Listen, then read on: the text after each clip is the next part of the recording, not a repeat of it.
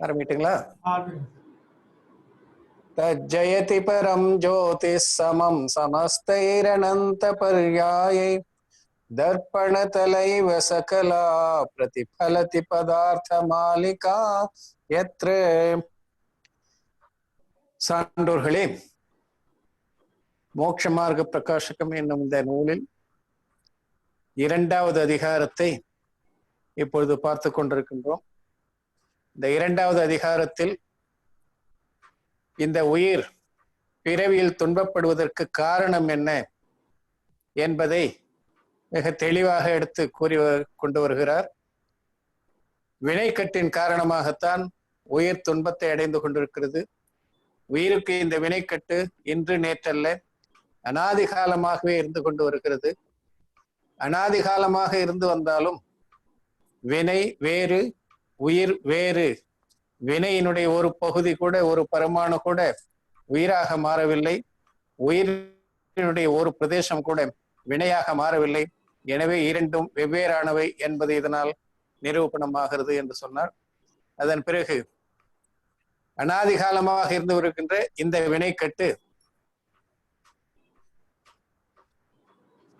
எப்படி ஏற்படுகிறது? ஆன்மா அமூர்த்தம், உருவமற்றது. வினை உருவமுடையது. உருவமுடைய பொருள் உருவமற்ற பொருளை எவ்வாறு கட்டுகிறது? அதற்கான விளக்கம், அதற்கான எடுத்துக்காட்டுகள் எல்லாவற்றையும் கூறி தெளிவுபடுத்தினார்.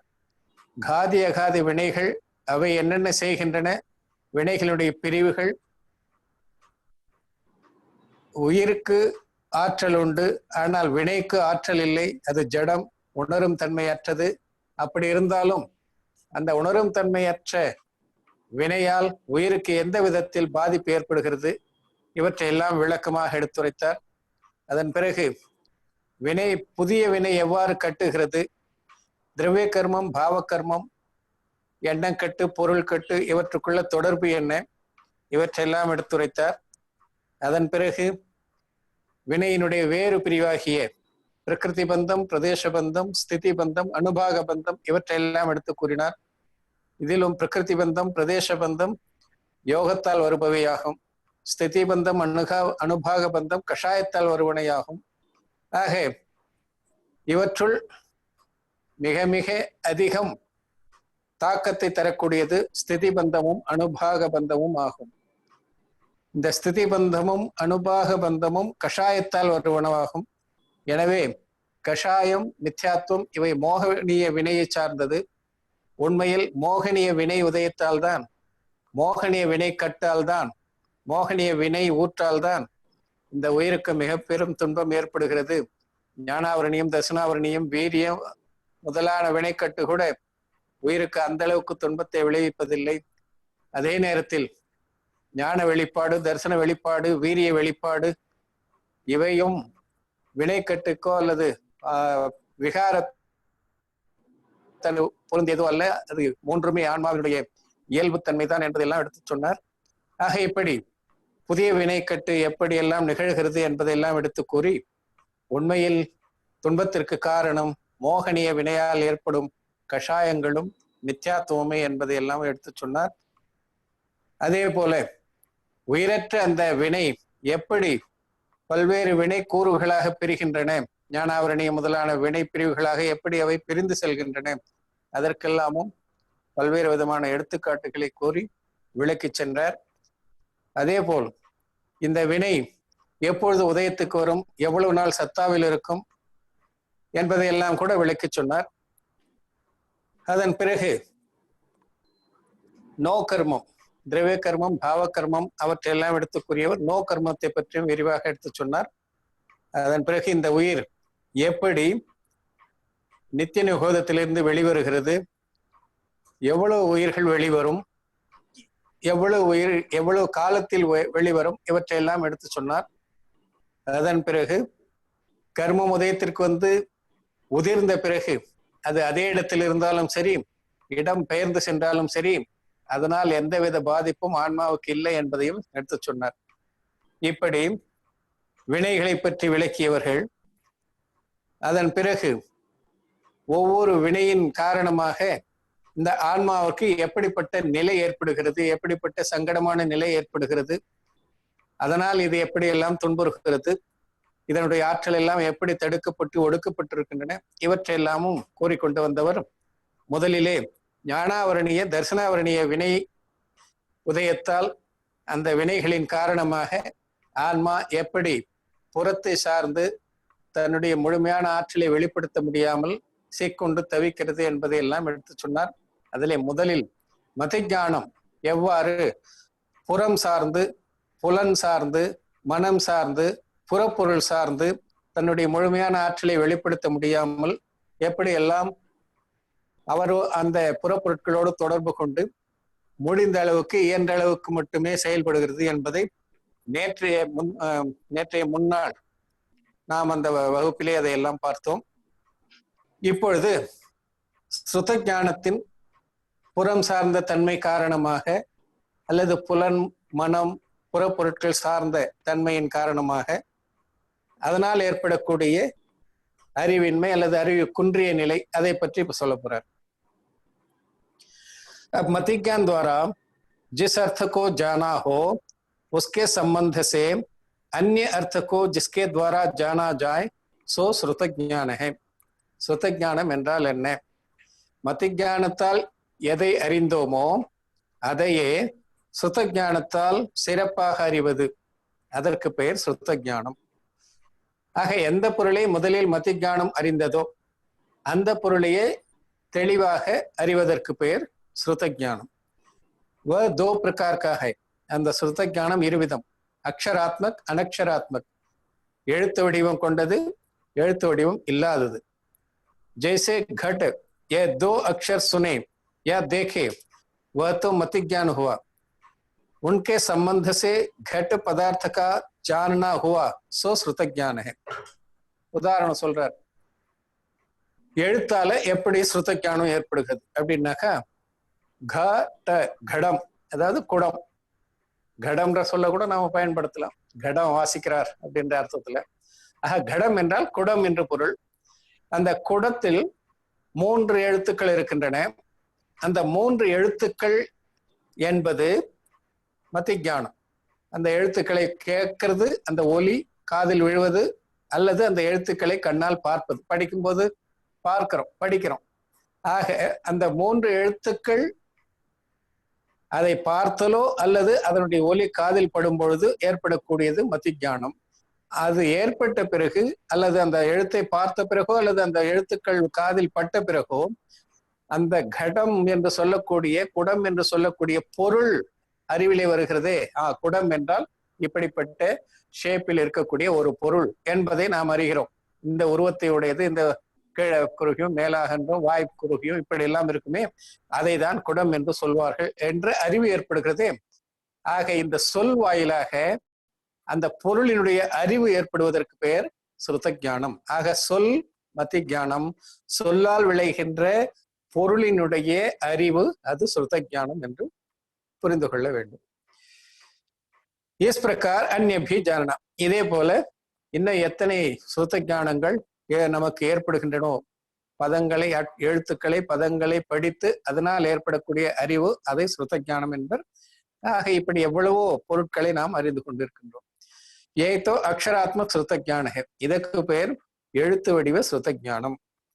तथा जैसे स्पर्श द्वारा शीत का जानना हुआ वह तो मति ज्ञान है, उसके संबंध से एतकारी नहीं है इसलिए भाग जाना इत्यादि रूप ज्ञान हुआ सो ஸ்ருத ஞான है. இப்ப உடம்புல சில்லுன்னு ஏதோ பட்டது, ஐஸ் பட்டது. ஐஸ் பட்ட உடனே நமக்கு, அது குளிர்காலத்துல உடம்பு மேல ஐஸ் படுது அப்படின்னாக்கா, அந்த ஐஸ் பட்ட உடனே நமக்கு ஏதோ குளிர்ந்த ஒரு பொருள் உடம்புல பட்டுது. கை முன்னாடி பட்ட நமக்கு தெரியும், பின்பக்கம் பட்டாக தெரியாது. ஆக ஏதோ குளிர்ந்த பொருள் நம் உடல் மீது பட்டிருக்கிறது என்பதை அறிவது மதி ஞானம். அந்த பொருள் நமக்கு இந்த தருணத்திலே நன்மை பயக்காது, அதை அப்புறப்படுத்த வேண்டும் அல்லது நாம் அங்கிருந்து அப்புறம் சென்று விட வேண்டும் என்று அறிவதற்கிறதே, அதற்கு பெயர் ஸ்ருத ஞானம். நெருப்பு பட்டது, ஐஸ் பட்டது, இல்லை ஏதோ ஒன்னாலும் நாம வைத்துக் கொள்ளலாம். ஆக உடல் மீது ஏதோ ஒரு பொருள் பட்டது, அந்த பொருளால் நமக்கு பாதிப்பு ஏற்படும் என்று கருதி அந்த பொருளை அப்புறப்படுத்துவதோ அல்லது நாம் அங்கிருந்து வேறு இடம் சென்று வருவதோ அதற்கு பெயர் ஸ்ருத ஞானம். இத்தியாதி ரூப் ஜான் ஹுவாசோ ஸ்ருத ஞான. அந்த ஸ்ருத ஞானம் வந்து அனக்ஷராத்மா, அங்க ஏதோ எழுத்து கிடையாது, ஏதோ பட்டுது உடனே நாம அங்கிருந்து ஓடுறோம், ஏதோ விழற மாதிரி இருந்து சரி தலைமையில விழுந்துடக்கூடாதுன்னு சொல்லி ஓடிடுறது. இப்படி இஸ் பிரகார் அந்நிய भी जानना ये अनक्षरात्मक श्रुत ज्ञान है. இதுக்கு பெயர் எழுத்து இல்லாத ஸ்ருத ஞானம் என்று சொல்றார். वहां ஏகேந்திரியாதிக் असंगी जीवों को तो अनक्षरात्मक ही श्रुत ज्ञान है. இன்னும் சொல்ல போனா இப்ப இடி இடிக்குது, அந்த சத்தத்தை கேட்கிறோம். ட்ரெயின் போகுது, அந்த சத்தத்தை கேட்கிறோம். அல்லது பஸ் போகுது, அந்த சத்தத்தை கேட்கிறோம். டூ வீலர் போகுது, அந்த சத்தத்தை கேட்கிறோம். அந்த ஒலிகளை கேட்டு இது இப்போ இது ட்ரெயினோட ஒலி, இது இடி மின்னலோட ஒலி, இது டூ வீலரோட ஒலி என்றெல்லாம் அறிகிறோமே, அது கூட அந்த ஒலி மதி ஞானம். அந்த ஒலியால் உணரப்படுகின்ற அறியப்படுகின்ற பொருள் அது ஸ்ருத ஞானம். இதுவும் அனக்ஷராத்மகம் தான். ஆக ஒலியை வைத்தே பொருளை அறிவது. ஆக இப்படியும் மதி ஞானம் ஸ்ருத ஞானத்துக்கு விளக்கம் சொல்லலாம். वहां एकेंद्रियादिक असंगी जीवों को तो अनक्षरात्मक ही श्रुत ज्ञान है. இப்ப ஒரே அறிவுடைய உயிர்கள் இருக்கின்றன, நிலம், நீர், நெருப்பு, காற்று, தாவரம் இவைகள்லாம். அவை அந்த உயிர்களுக்கெல்லாம் எழுத்துக்கள் இல்லாத ஸ்ருத ஞானம் தான் ஏற்படும். அதுக்கெல்லாம் என்ன படிக்கிற எழுதுற அல்லது கேட்கிற தன்மை அதுக்கு கிடையாது. ஆகையினால எழுத்துக்கள் இல்லாத ஸ்ருத ஞானம் தான் கிடைக்கும். அதனாலதான் எங்க தண்ணி இருக்குது அப்படின்னு அந்த உணர்வு, அந்த அந்த ஸ்பர்சனேந்திரிய ஒன்றாலேயே தண்ணி இருக்கிற இடம் தேடி வேர் போகுது. அது போல குளிர்ந்த காற்று பட்டால் மரம் பட்டு போறது, அல்லது காய்ந்து அதிகமான வெப்பம் தாங்காமல் காய்ந்து விடுவது, இதெல்லாம் கூட இப்படிப்பட்ட ஸ்பர்சனேந்திரியம் தொடு உணர்வு சார்ந்த ஒரே ஒரு ஞானம் இருப்பதன் காரணமாக அப்படிப்பட்ட செயல்பாடுகள் அந்த உயிர்களில், ஓரறிவு உயிர்களில் ஏற்படுகின்றன.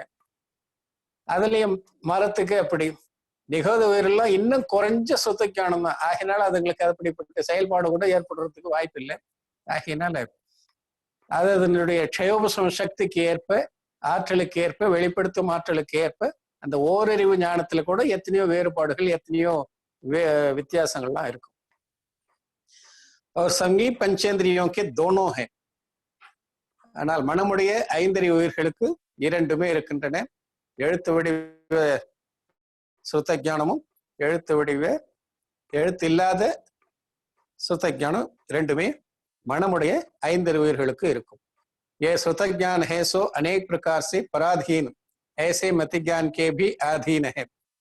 இந்த ஸ்ருத ஞானம் எப்படி ஏற்படும் கேட்டீங்கன்னா, நாம நேத்து பார்த்த மாதிரி மதி ஞானம் எப்படிப்பட்டது? புலன் சார்ந்தது, மனம் சார்ந்தது, புறப்பொருள் சார்ந்தது. புலன்கள் சரியாக செயல்படலைன்னாக்க மதி ஞானம் ஏற்படாது. ஒரு நேரத்துல ஒரு ஞானம் தான் ஏற்படும். இப்படியெல்லாம் எவ்வளவோ இடையூறுகளை அங்க பார்த்தோம். அந்த மதி ஞானத்தை ஆதாரமாக வைத்து, இடையூறுகள் பல உள்ள மதி ஞானத்தை ஆதாரமாக வைத்து ஸ்ருத ஞானம் செயல்படுது. ஆகையினால இது இன்னும் ஒரு படி மேல போய் பல்வேறு சங்கடங்களுக்கு, பல்வேறு இடையூறுகளுக்கு, தடைகளுக்கு உட்பட்டு இது செயல்படுகிறது என்பதை புரிந்து கொள்ளணும். அதான் அநேக காரணோக்கே அதீன.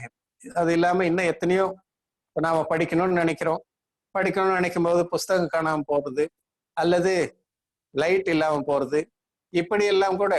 ஆக எழுத்துக்கள் மூலமாக நாம் ஸ்ருதத்தை அறியணும்னு நினைச்சா, ஆகமத்தின் மூலமாக ஸ்ருதத்தை நினையணும்னு நினைச்சா எத்தனையோ விதமான இப்படிப்பட்ட இடையூறுகள் வருவது. இதெல்லாம் கூட இப்படி ஸ்ருத ஞானம், அல்லது தர்மத்தை கேட்கும் போது இடையூறு வருது, இப்படிப்பட்ட ஸ்ருத ஞானம் இதெல்லாம் கூட புறம் சார்ந்து காணப்படுவதால் இப்படிப்பட்ட அறிவு ஏற்படுவது மிக மிக கடினமாக இருக்கிறது. முழுமையாக நாம் அனைத்தையும் தெரிந்து கொள்ள முடியாமல் போகிறது. இஸ்லியே மகாபராதீன ஜானனா. ஆகையினால இதுவும் மிக மிக புறம் சார்ந்தே செயல்படுகிறது, நம்மை ஆன்மாவை சார்ந்து செயல்படுவதில்லை என்பதை தெரிந்து கொள்ளுங்கள் சொல்றார். அதே போல அவதிஜான், மனப்பரிஜான், கேவல ஜான் கி பிரவருத்தி. அவதிஜானம், மனப்பரிஜானம், கேவல ஜானம் இது எப்படி செயல்படுதுன்றதை இப்ப பார்க்கலாம். अब अपनी मर्यादा के अनुसार क्षेत्र काल का प्रमाण लेकर रूपी पदार्थों को स्पष्ट रूप से जिसके द्वारा जाना जाए वह अवधि ज्ञान है. தன்னுடைய எல்லைக்கு உட்பட்டு எவ்வளவு தூரம் அதனால் அறிய முடியுமோ, குறிப்பிட்ட தூரம் வரை, குறிப்பிட்ட காலம் வரை, குறிப்பிட்ட அளவிற்கு உருவ பொருளை அறியும் ஆற்றல் படைத்தது அவதிஞானம். ஆக அவதிஞானம் இருந்துட்டாக முக்கால மூலக பொருளும் நமக்கு தெரிஞ்சிடும் அப்படின்ற அர்த்தம் கிடையாது. ஒரு எல்லைக்குட்பட்டு தான். சிலருக்கு 2-3 பவம் தெரியும், சிலருக்கு 7 பவம் தெரியும். இப்படி ஒவ்வொருத்துக்கும் ஒரு அளவு இருக்கு. ஆக அந்த அளவுக்கு அந்த அவதி ஞானத்திலேயே சிலருக்கு எந்த இடத்துல தோன்றுச்சோ அந்த இடத்துலதான் அவதி ஞானம் இருக்கும். அந்த இடத்த விட்டு போனாக குறைஞ்சுக்கிட்டே போகும் அல்லது அதிகமாகிட்டு போகும். இப்படி எல்லாம் அவதி ஞானத்துல எத்தனையோ பிரிவுகள்லாம் இருக்கு. ஆக இப்படி அதற்கும் ஒரு எல்லை உண்டு. இடம் சார்ந்த எல்லை, காலம் சார்ந்த எல்லை, ஆற்றல் சார்ந்த எல்லை, இப்படி பல்வேறு விதமான எல்லைக்குட்பட்டு தான். அதுவும் உருவப்பொருளை மட்டும்தான் அறியுமே தவிர ஆன்மாவே அறிய முடியாத அவதி ஞானத்தால. அதே மாதிரி அருவப்பொருளையும் அறிய முடியாது, வேற அருவப்பொருள்களை அறிய முடியாது. தேவ நாரிக்கியோமேத்தோ சப்கோ பாயா ஜாத்தா ஹை. இந்த அவதி ஞானம் எல்லா தேவர்களுக்கும், நரகத்தில் பிறக்கின்ற எல்லா உயிர்களுக்கும் இந்த அவதி ஞானம் தானாகவே பிறக்கும் போதே ஏற்படுகிறது. और संगी पंचेंद्रिय त्रियंच तथा मनुष्यों के भी किसी को पाया जाता है. அதே போல மனிதர்களிலும் மனமுடைய மனிதர்களுக்கும் விலங்குகளுக்கும் கூட சிலவற்றுக்கு இந்த அவதி ஞானம் ஏற்படும் சொல்றார். அசங்கி பரியந்த ஜீவம் கே ய ஹோதா ஹி நஹி ஹை. மனமில்லாத உயிர்களுக்கு, அதாவது ஓரறிவு முதல் 5 அறிவு வரை மனமில்லாத உயிர்களாக இருந்தால் அப்படிப்பட்ட உயிர்களுக்கு இந்த அவதி ஞானம் தோன்றாது. சோ யஹ்பி ஷரீராதிக் புத்கலோங்கே ஆதீன ஹை. இந்த அவதி ஞானமும் உடல், புத்கலம் முதலியவற்றை உருவப் பொருட்களுக்கு சார்ந்தே இருக்கிறது. அதற்கு அடிமையாகித்தான் இதுவும் செயல்படுகிறதே தவிர ஆன்மாவை நோக்கி செயல்படுவது கிடையாது. அவதிக்கு 3 பேது ஹை. இந்த அவதி ஞானத்துக்கு 3 பிரிவு. தேசாவதி, பரமாவதி, சர்வாவதி. தேசாவதி என்றும், பரமாவதி என்றும், சர்வாவதி என்றும் 3 வகை. इनमें थोड़े क्षेत्र काल की मर्यादा लेकर किंचित मात्र रूपी पदार्थों को जानने वाला देशावधि है. இதுல ஓரளவு காலம், ஓரளவு இடம் ஆகியவற்றை எல்லையாக கொண்டு சிறிதளவு அறிவது அதற்கு பெயர் தேசாவதி. சோஹி கிசி ஜீவக்கே ஹோத்தா ஹை. இந்த தேசாவதி எல்லா உயிர்களுக்கும் ஏற்படுவதில்லை, ஏதோ சில உயிருக்கு மட்டும் ஏற்படும். तथा परमावधि, सर्वावधि और मनपरे ये ज्ञान मोक्ष मार्ग में प्रकट होते हैं. பரமாவதி, சர்வாவதி, மனப்பரிய ஞானம், இந்த 3 ஞானங்களும், அதாவது 2 அவதி ஞானம், ஒரு மனப்பரிய ஞானம். மனப்பரிய ஞானத்துக்கும் பிரிவு உண்டு. அது எல்லாம் அந்த 2 பிரிவு ரிச்சு மத்திய, விபல மத்திய 2மே. ஆக இவை எல்லாமே யாருக்கு நற்காட்சி தோன்றி மோட்ச மார்க்கத்தில் செயல்படுகிறார்களோ அப்படிப்பட்டவர்களுக்கு தான் ஏற்படுமே தவிர நற்காட்சி ஞானம் நல்லொழுக்கம் இல்லாதவர்களுக்கு இந்த ஞானங்கள் தோன்றுவது இல்லை. கேவல ஞான் மோட்ச ரூப ஹை. இந்த பரமாவதி, சர்வாவதி, மனப்பரிய ஞானம் மோட்ச மார்க்கத்தில் இருப்பவர்களுக்கு தோன்றும். ஆனா கேவல ஞானம் மோட்ச வடிவானது. इसलिए इस अनादि संसार अवस्था में इनका सद्भाव ही नहीं है. மோட்ச வடிவமாக இருக்கக்கூடிய கேவல ஞானம் பிறவி உயிர்களுக்கு ஏற்படுவதே கிடையாது. ஆகையினால் அதை பற்றி பேச வேண்டிய வேலையே இல்லை என்று பிறவி நிலையில் இருக்கக்கூடிய உயிர்களுக்கு இருக்கக்கூடிய இந்த மதி ஞானம், ஸ்ருத ஞானம், அவதி ஞானம் முதலானவை எப்படிப்பட்டவை, எந்த அளவு ஆற்றல் படைத்தவை, அது எந்த அளவு வெளிப்பட்டு காணப்படுகின்றன, இவற்றெல்லாம் எடுத்து சொன்னார். இஸ் பிரகார் தோ ஞான் கி பிரவருத்தி பாயி ஜாத்தி ஹை. ஆக ஞானம் இப்படி பிறை உயிர்கள் இருக்கக்கூடிய உயிர்களுக்கு இருக்கக்கூடிய ஞானம் இந்த அளவு தான் இருக்குதுன்னு சொல்றாரு. அது ஞானாவரணியத்துடைய காரணம். அது அதுக்கப்புறம் தர்சனாவரணியத்துக்கு வர்றார். சக்ஷு, அச்சக்ஷு, அவதி, கேவல தர்சனம் கி பிரவருத்தி. சக்ஷு தர்சனம், அச்சக்ஷு தர்சனம், அவதி தர்சனம், கேவல தர்சனம், இது எப்படி செயல்படுகிறது பார்ப்போம். अब इंद्रिय तथा मन को स्पर्शादिक विषयों का संबंध होने से प्रथम काल में मति ज्ञान से पूर्व जो सत्ता मात्र अवलोकन रूप प्रतिभास होता है उसका नाम चक्षु दर्शन तथा अचक्षु दर्शन है. இப்போ மத்திஞானம் ஏற்படுகிறது. இந்த மத்திஞானம் ஏற்படுவதற்கு முன்பாக ஏதோ ஒரு சிறிய ஒரு பார்த்தல் நிகழ்வு நிகழ்கிறது. அந்த பார்த்தல் நிகழ்வுக்கு பெயர் தான் தர்சனம். அந்த தர்சனமும் இந்திரியங்களாலும், புலன்களாலும், பொறிகளாலும், மனதாலும் ஏற்படுகின்றன என்பதை நாம் புரிந்து கொள்ள வேண்டும். அந்த இப்ப ஏதோ ஒண்ணு முதலப்பட்டது, அது என்னன்னு முதல்ல நமக்கு தெரியாது. அதுக்கப்புறம் அறிவு செயல்பட்டு அது இதுதான் என்பதை உறுதி செய்வது. இப்படி ஞானம் ஏற்படுவதற்கு முன்பாக ஏதோ ஒன்று பட்டது என்று நாம் உணர்கிறோமே, அந்த ஏதோ ஒன்று அப்படிப்பட்டது அது தொட்டு பார்த்தல் என்று சொல்லக்கூடிய தரிசனமாகும், சக்ஷு தரிசனமாகும். தொடுவதால் ஏற்பட்ட தரிசனம். அல்லது அது வேற ஒரு பொருள் நம்ம தொட்டாலும் சரி, நாம ஒரு பொருளை தொட்டு இது சாஃப்டா இருக்கா ரஃபா இருக்கான்னு தெரிஞ்சுக்கிறது அதெல்லாம். ஆக தொடும்போது ஏதோ ஒரு உணர்வு வருது பாருங்க, ஃபர்ஸ்ட் முதல் சமயத்தில், அதற்கு பெயர் தரிசனம். அது பார்த்தல் என்று சொல்லக்கூடிய தரிசனம். அது கண்ணால் பார்த்து தெரிவதற்கு பெயர் சக்ஷு தரிசனம். கண் அல்லாத மற்ற புலன்களால் பார்த்து அறிவதற்கு பெயர் அச்சக்ஷு தரிசனம் என்று சொல்றாங்க. ஆக இப்படி அதே மாதிரிதான் கண் பார்க்கிறது அப்படின்னா கண்ணை மூடிட்டு இருக்கும், அப்படி ஓபன் பண்ணும்போது கண்ணை திறந்த உடனே டக்குன்னு ஏதோ வெளிச்சமா தெரிஞ்சது. அதுக்கப்புறம் அறிவு செயல்பட்டு அது வெள்ளையா ஏதோ பார்க்குது, அது என்ன என்று பார்க்கும் பொழுது அது கொடியா கொக்கா என்று அதை உறுதி செய்வது இருக்கிறது, அது ஞானத்தினுடைய செயல்பாடு. ஆக முதலில் சாமானிய தோற்றம் ஒன்று ஏற்படுகிறது. அந்த சாமானிய தோற்றம் என்றால் கண்ணால பார்க்கிறது மட்டுமல்ல, காதால் கேட்டு பார்த்தல், வாயால் சுவைத்து பார்த்தல், மூக்கால் நுகர்ந்து பார்த்தல், கையால் தொட்டு பார்த்தல், எல்லாத்திலையும் அந்த பார்த்தல் இருக்கு. அப்படி ஐம்புலன்கள் வாயிலாகவும் மனதாலும் ஏற்படக்கூடிய முதல் அறிவு செயல்படுவதற்கு முன்பாக ஏற்படக்கூடிய, அது மத்தியானம் செயல்படுவதற்கு முன்பாக ஏற்படக்கூடிய அந்த ஒரு உணர்வு இருக்கிறது, அதற்கு பேர் தான் சக்ஷு தரிசனம். தரிசனம் என்று பெயர். சக்ஷு அச்சக்ஷு தரிசனம் இரண்டு விதத்திலும் அது செயல்படுகிறது. वहां नेत्र इंद्रिय द्वारा दर्शन होने का नाम तो चक्षु दर्शन है. कन्नाल पार्थलक पेर चक्षु दर्शनम. वह तो चौ इंद्रिय पंचेंद्रिय जीवों को ही होता है. அந்த சக்ஷு தரிசனம் யாருக்கு ஏற்படும்னா, நான்கு புலன்களை உடைய உயிர்கள், ஐம்புல உயிர்கள், மனமுள்ள மனம் இல்லாத எல்லாருக்கும் ஏற்படும். நான்கு புலன்களுக்கு கீழே இருக்கக்கூடிய உயிர்களுக்கு கண்ணே கிடையாது ஆகையினால் அவர்களுக்கு அந்த சக்ஷு தரிசனம் ஏற்படாது. तथा स्पर्शन रसना घ्राण श्रोत्र इन चार इंद्रियों और मन द्वारा जो दर्शन होता है उसका नाम अचक्षु दर्शन है. கண்கள் இல்லாத மற்ற புலன்கள் இருக்கிற பொறிகள், அவைகளால் ஏற்படக்கூடிய தரிசனம், அந்த தரிசனத்துக்கு பெயர் அச்சக்ஷு தரிசனம். அதுவும் வெறும் ஸ்பர்சனம் மட்டும் இருக்கிற உயிருக்கு ஸ்பர்சனம் சார்ந்த தரிசனம் தான் இருக்கும். அதாவது தொடு உணர்வு மட்டும் இருக்கக்கூடிய, உடல் மட்டும் இருக்கக்கூடிய மரம் செடி கொடி போன்றவைகளுக்கு ஸ்பர்சனம் சார்ந்த, அதாவது தொடு உணர்வு சார்ந்த தரிசனம் தான் இருக்கும். சுவை ஒளி இதெல்லாம் இருக்காது.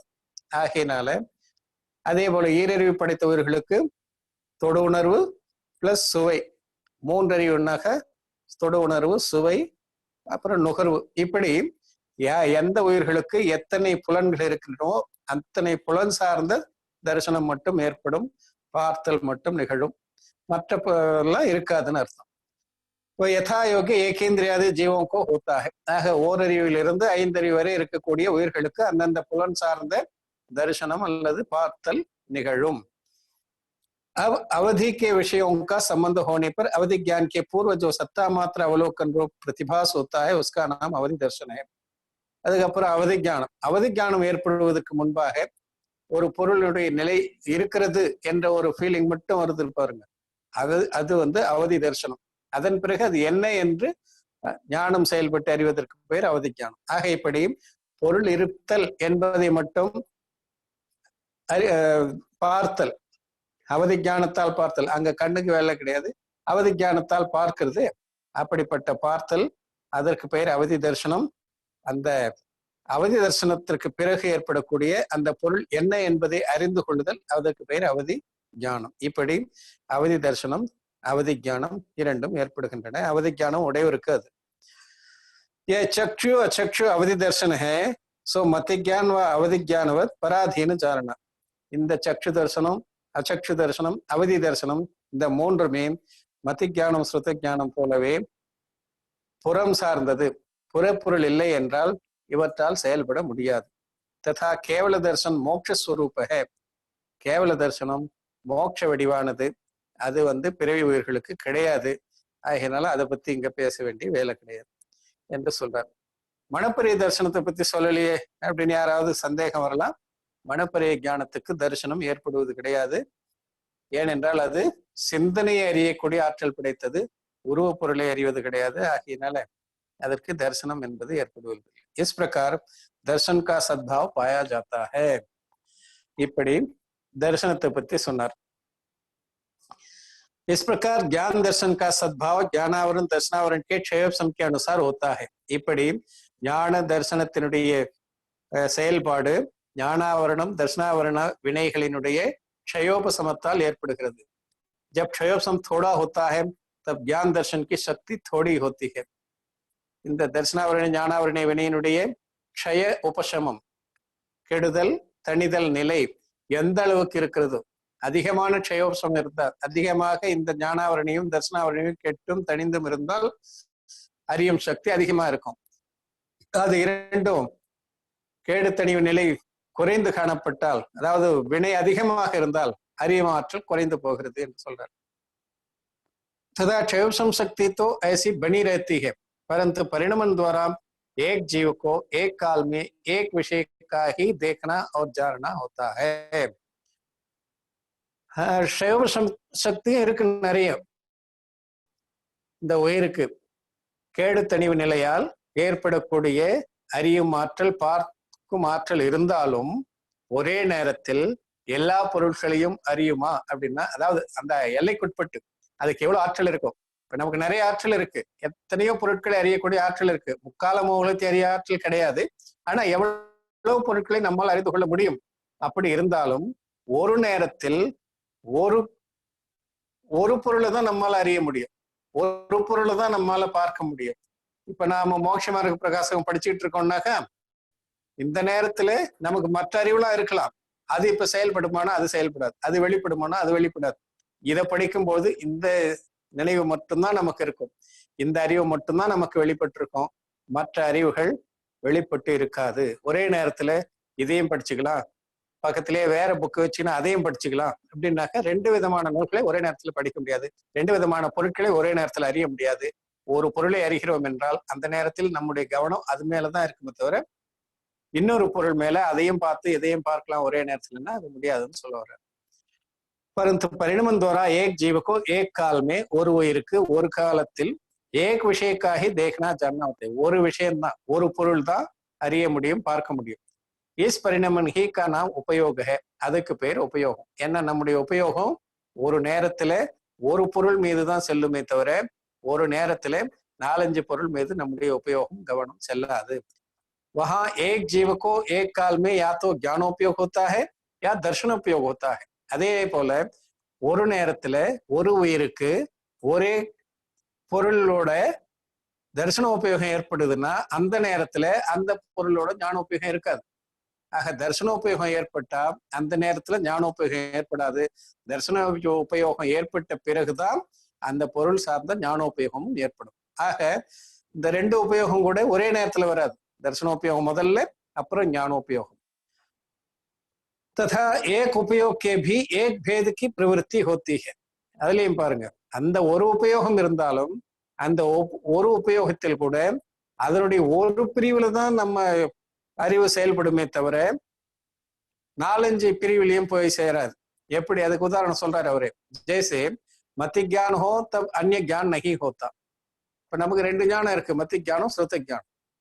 இப்ப நாம தரிசன உபயோகம் ஞானோபயோகத்துல ஏதாவது ஒரு உபயோகத்தை தான் நாம பயன்படுத்த முடியும் ஒரு நேரத்துல. அப்படி பயன்படுத்தும் போது அந்த தரிசன உபயோகம் வந்தாச்சு, வந்த உடனே முதல்ல மத்திஞானம் தான் ஏற்படும். மத்திஞானம் ஏற்படும் போது ஸ்ருத ஞானம் ஏற்படாது. அப்ப மற்றவங்களுக்கு அவதி மனப்பரிஞானம் அப்படிதான். மத்திஞானம் இருந்தா ஸ்ருத ஞானம் இருக்காது, அவதி மனப்பரிஞானம் இருக்காது. மத்திஞானம் ஏற்பட்டு அதுக்கப்புறம் ஸ்ருத ஞானம் ஏற்பட்டு அதுக்கப்புறம் தான் இந்த முறையில செயல்படும்.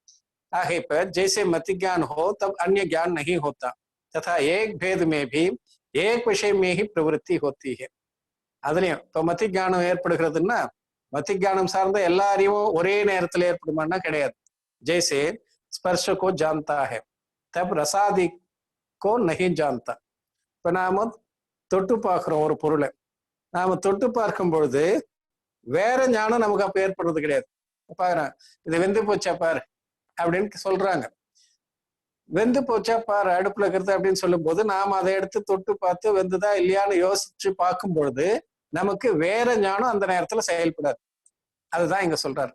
ஆக ஸ்பர்ச ஞானம் ஏற்படும் பொழுது, தொடு உணர்வு ஏற்படும் பொழுது நமக்கு சுவை உணர்வு ஏற்படுவது கிடையாது.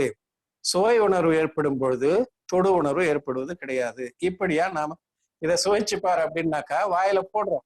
வாயில போட்ட போது நமக்கு ஞானம் பூரா, உபயோகம் பூரா எதுல இருக்கும்? அதுல எல்லா சுவையும் கரெக்டா இருக்கா, அது இனிப்பா இருக்கா, அல்லது கசப்பா இருக்கா, அல்லது உப்பு இருக்கா, அந்த மாதிரி ஞானம் தான் ஏற்படுமே தவிர வேற உபயோகம் அந்த நேரத்தில் ஏற்படாது. ஆக இப்படி மதிஞானம் ஏற்பட்டாலும் சுதஞானம் ஏற்பட்டாலும் ஏதாவது ஒரு பொருளினுடைய ஒரு பிரிவு, ஒரு புலனினுடைய ஒரு பிரிவு தான் நம்மால அறிய முடியுது ஒரு நேரத்துல. ஒரு புலனினுடைய எல்லா பிரிவும் ஒரே நேரத்துல அறிவது முடிவது கிடையாது. நாம எப்போ சுவையை அறிகிறோமோ அப்ப அதை நுகர்வு அறியறது இல்லை. அது மனமா இருக்குதா இல்லையான்ற அறிவு அந்த நேரத்துல ஏற்படாது. அப்புறம் ஒரு செகண்டுக்கு அப்புறம் ஏற்படலாம், அது வேற விஷயம். அது போல சூடா குளிர்ச்சியா இருக்கான்னு நினைக்கும் போது அது சுவையா இருக்கா அப்படின்லாம் நமக்கு தெரியாது. அது போலதான் எல்லாவற்றையும் நாம புரிந்து கொள்வோம். तथा एक विषय में भी उसे किसी एक अंग में ही प्रवृत्ति होती है, जैसे उष्ण स्पर्श को जानता है तब वृक्षादि को नहीं जानता. அதே போல சூடான பொருள் இருக்கு, குளிர்ச்சியான பொருள் இருக்கு, அல்லது ரஃப்பான பொருள் இருக்கு, சாஃப்டான பொருள் இருக்கு. இதையெல்லாம் நாம தொட்டு பார்க்கணும்ன்ற போது எப்ப நாம சூடான பொருளை தொடுறோமோ அப்ப நமக்கு மற்ற ஞானம் ஏற்படுவது கிடையாது. இந்த மாதிரி சுவையிலேயே இந்த மாதிரியே நீங்க பிரிச்சு பிரிச்சு பார்க்கணும். இனிப்பை சுவைக்கும் போது இனிப்பு மட்டும்தான் நமக்கு அறிவிலே தெரியுமே தவிர மற்ற சுவைகள் அந்த நேரத்துல நம்மளால அறிய முடியாது. ஆக ஒரு சுவையில ஒரு பிரிவு, அதை தான் நம்மளால அறிஞ்சிக்க முடியும். அதே மாதிரி ஸ்பர்சத்துல தொடு உணர்வுல ஏதாவது ஒரு உணர்வு தான் நமக்கு ஏற்படும், ஒரு உணர்வு சார்ந்த அறிவு தான் ஏற்படும். ஆக அதுல 8 பிரிவு இருக்கு, இதுல 5 பிரிவு இருக்கு. இப்படியெல்லாம் ஒவ்வொன்றிலும் இருக்கக்கூடிய பிரிவுகளில் ஏதாவது ஒன்றை மட்டும்தான் அறியும். முதல்ல மத்திஞானம் ஸ்ருதஞானத்துல ஏதாவது உபயோகத்துல ஏதாவது ஒரு உபயோகம் ஏற்படும் முதல்ல, அதுக்கப்புறம் அடுத்த உபயோகம் ஏற்படும். மத்திஞானம் ஏற்படுதுன்னாக்க அந்த நேரத்துல அந்த மத்திஞானம் கூட ஒரு பொருள் சார்ந்திருக்கும். அந்த ஒரு பொருளை சார்ந்த மத்திஞானம் கூட அந்த ஒரு பொருளுடைய ஏதாவது ஒரு தன்மையை தான், ஏதாவது ஒரு ஐம்புலன்கள்ல ஒரு புலன் சார்ந்த அறிவு தான் ஏற்படும். அந்த ஐம்புலன் சார்ந்த ஒரு புலன்ல கூட அந்த புலனுக்கு உட்பட்ட எத்தனை பிரிவுகள் இருக்கின்றனோ அத்தனை பிரிவுகள்ல ஏதாவது ஒன்றை மட்டும்தான் அறியும். இப்படி இதை வரிசைப்படுத்தி யோசிச்சு சிந்தித்து பாருங்க. இப்படிப்பட்ட சிந்தனைகள் வினை உதிர்ப்புக்கு காரணம். உட்கார்ந்துட்டு சிந்திச்சு பாருங்க. ஆக இப்படி இந்த அறிவு எந்த அளவுக்கு தடைப்பட்ட அறிவாக காணப்படுகிறது, எந்த அளவுக்கு மிக மிக குறைந்த அளவில் வெளிப்பட்டு காணப்படுகிறது, இப்படி வெளிப்பட்டு காணப்படுவதற்கு காரணம் இந்த வினை என்பதை அறிய வேண்டும். इस प्रकार एक जीव को एक काल में एक ज्ञेय अथवा दृश्य में ज्ञान अथवा दर्शन का परिणमन जानना. இப்படி ஒரு உயிருக்கு ஒரு காலத்தில் ஒரு பொருள், அறியப்படுகின்ற ஒரு பொருள் அல்லது பார்க்கப்படும் தக்க ஒரு பொருள், அது சம்பந்தமான ஞானமும் தரிசனமும் தான் ஏற்படுகிறதே தவிர ஒரே நேரத்தில் இதனால் அறியப்படக்கூடிய அனைத்து பொருள்களையும், இங்க இதுதான் ஞாபகம், முக்கால உலக பொருட்களே சொல்லல. மத்திஞானத்துக்கும் ஸ்ருதஞானத்துக்கும் நம்ம அறிவாற்றலுக்கு ஏற்ப எவ்வளவு பொருட்களை நம்மால் அறிந்து கொள்ள முடியுமோ அவ்வளவு பொருட்களையும் ஒரு நேரத்தில் கூட அறிய முடியாது. ஆகையினால ஒவ்வொன்றாகத்தான் அறிய முடியும் அப்படின்னு சொல்றாரு. ஏசாகி திகாய் தேத்தாக, இப்படித்தான் இந்த ஞானம் நமக்கு தெரிகிறது, ஞானத்தால் அறிய முடிகிறது. जब सुनने में उपयोग लगा हो तब नेत्र के समीप स्थित भी पदार्थ नहीं दिखता. நாம் எதையோ கேட்டுக்கிட்டு இருக்கோம், ரொம்ப கவனத்தோடு கேட்டுக்கிட்டு இருக்கோம், அதுலயே நம்முடைய சிந்தனை சென்று கொண்டு இருக்குது. அப்ப கண்ணுக்கு எதிரில் இருக்கிற பொருள் கூட நமக்கு தெரியாது. நாம் ஏதோ படிச்சுட்டு இருக்கோம், இல்ல எதையோ கேட்டுக்கிட்டு இருக்கோம், அப்ப ஏதாவது ஒண்ணு போறோம், ஏதாவது தெருவுல ஏதாவது விக்குது, அந்த சத்தம் கூட நமக்கு கேட்காது. ஏங்க எங்க தானே உட்காந்துக்கிட்டு இருக்கீங்க, தெருவில் ஏதோ வித்துது, என்ன தெரியுமான்னு கேட்டாக்க எனக்கு ஒண்ணு காதல் வேலைன்னு தான் சொல்லுவோம். ஏன் என்ன, நம்முடைய கவனம் அந்த நேரத்தில் முழுக்க முழுக்க படிக்கிறதுல தான் இருக்க தவிர வேற எந்த சவுண்ட் வந்தாலும் சரி அல்லது ஆளே நம்ம முன்னாடி சென்றாலும் சரி அவங்க எங்க போனாங்கன்னு கேட்டா தெரியாதுன்னு தான் சொல்லுவோம். இந்த வழியா தானே போயிருக்கணும், அதை கூட பார்க்கலையா அப்படின்னா ஆமா பார்க்கல. ஏன்னா நம்முடைய கவனம் வேற எங்கேயோ இருந்தது, வேற எதையோ சிந்திச்சுக்கிட்டு இருப்போம். அந்த நேரத்துல ஏதாவது நடந்திருந்தா நமக்கே தெரியறதில்ல, நம்ம கண் முன்னாடி நடந்திருக்கலாம், இருந்தாலும் நமக்கு தெரியாமல் போவதற்கு காரணம் நம்முடைய கவனம் வேற எங்கோ இருந்தது என்றுதான் பொருள். அததான் இங்க சொல்றார். सुनने में उपयोग लगा हो तब नेत्र के समीप स्थित पदार्थ भी नहीं दिखता. நாம் எதையோ கேட்டுக்கொண்டிருக்கின்றோம் என்றால் கண் முன்பாக இருக்கக்கூடிய பொருள் கூட நமக்கு காணப்படுவதில்லை. इसी प्रकार अन्य प्रवृत्ति देखी जाती है. இதே போலதான் மற்றதையும் புரிந்து கொள்ள வேண்டும். டிவி சீரியல்ல ரொம்ப ஆழ்ந்து பார்த்து கொண்டிருக்கின்றோம் என்றால் அந்த நேரத்துல வீட்டிலேயே திருடு போனா கூட தெரியறதில்லை. இதெல்லாம் ஒரு காலத்துல நடந்தது, உங்களுக்கு கேள்விப்பட்டிருக்கலாம்.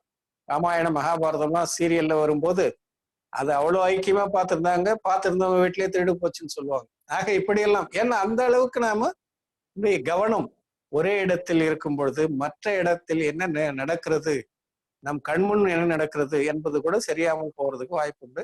அததான் சொல்றாரு, ஒரு நேரத்துல இந்த புலன் ஒன்றை மட்டும்தான் அறியுமே தவிர எல்லாவற்றையும் அறியாதுன்னு சொல்றாரு. ததா பரிணமன்மே சீக்கிரதா பகுத்த. ஆனா நமக்கு என்னால முடியும், நான் ஒரே நேரத்தில் 4-5 வேலையை கூட செய்வேன் அப்படின்னு நீங்க சொல்லலாம்.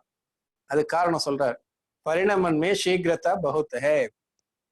இந்த அறிதல், இந்த மாற்றங்கள் இருக்கிறதே, பரியாய மாற்றங்கள், அது ரொம்ப வேகமா நடக்குது. उससे किसी काल में ऐसा मान लेते हैं कि युगपत भी अनेक विषयों का जानना देखना होता है. அதனால ஒரே நேரத்துல பலவற்றை நான் அறிந்து கொள்ள முடியும் அப்படின்னு நாம நினைக்கிறோம். அப்படி கிடையாது. ஆக்சுவலா ஒரு ஒரு சமயத்துல ஒன்றை மட்டும்தான் நம்மால் அறிய முடியும். ஒரு 5 நிமிஷத்துல 4-5 வேலையை செய்யறோம்னாக்கா அது வேக வேகமா நம்முடைய உபயோகம் செயல்படுறதன் காரணமாகத்தான் போகுது தவிர, ஆனால் ஒரு நேரத்துல ஒரு வேலையை தான் செய்ய முடியும். ஒரு நிமிஷம் கழிச்சு அடுத்த வேலையை செய்வோம், அடுத்த நிமிஷம் கழிச்சு இன்னொரு வேலையை செய்யலாம். அப்படிதான் செய்ய முடியுமே தவிர ஒரே நிமிடத்தில் எல்லா வேலையும் செய்ய முடியும்னாக்கா அது முடியாதுன்னு அர்த்தம். அது ஒரே நேரத்துல இவ்வளவு செய்யறோம் அப்படின்னு நினைக்கிறது என்னன்னு கேட்டாக்கா, உண்மையிலேயே இந்த மாற்றங்கள் இருக்கிறது, இந்த உபயோகம் இருக்கிறது, அது வேகமாக செயல்படுவதன் காரணமாக நமக்கு அப்படிப்பட்ட ஒரு பிரம்மை ஏற்படுகிறதே தவிர உண்மை அப்படி இல்லைன்னு சொல்றாரு. கிந்த யுகவத் ஹோத்தா நகிஹேம், ஒரு சேர ஏற்படுவது கிடையாது, ஒரு சேர பகவானுக்கு தான். கிரம் சேகி ஹோத்தா ஹே, ஆகையினால ஒவ்வொன்றும் முறையாகத்தான் ஏற்படுமே தவிர ஒரு சேர நமக்கு ஏற்படாது. சம்ஸ்கார் பல் சே உன்கா சாதன் ரஹ்தா ஹே.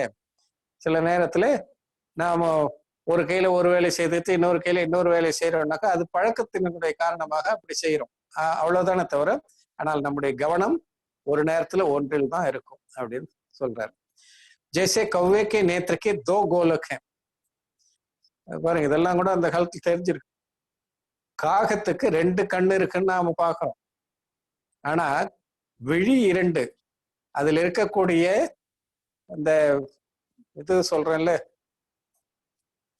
கருப்பான அந்த இது இருக்கு உள்ள, அதுக்கு நான் சொல்லுவாங்க 2 கண் இருந்தாலும் விழி ஒன்றுதான் அப்படின்னு சொல்லுவாங்க காக்கைக்கு. அதெல்லாம் அந்த காலத்துல ஆராய்ஞ்சுதான் சொல்லியிருப்பாங்கன்னு நினைக்கிறேன். ஆக உள்ள இருக்கக்கூடிய விழி ஒன்றுதானா, ஆனா மேல இருக்கக்கூடிய கண் 2ஆம். அந்த ஒரே ஒரு விழியை அது வேகமா 2 சைட்லயே சுத்தி சுத்தி பார்த்துட்டு தான்.